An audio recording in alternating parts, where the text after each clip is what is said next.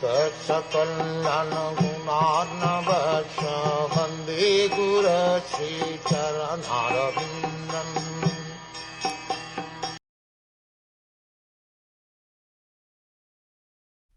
Bitten again and again all over the body by the hungry worms in the abdomen itself, the child suffers terrible agony because of his tenderness. He thus becomes unconscious moment after moment because of the terrible condition. The miserable condition of material existence is not only felt when we come out of the womb of the mother, but is also present within the womb. Miserable life begins from the moment the living entity begins to contact his material body.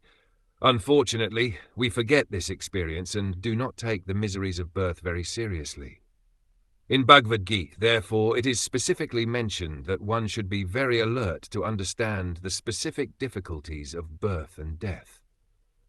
Just as during the formation of this body, we have to pass through so many difficulties within the womb of the mother, at the time of death, there are also many difficulties. As described in the previous chapter, one has to transmigrate from one body to another, and the transmigration into the bodies of dogs and hogs is especially miserable. But despite such miserable conditions, due to the spell of Maya, we forget everything and become enamored by the present so-called happiness, which is described as actually no more than a counteraction to distress.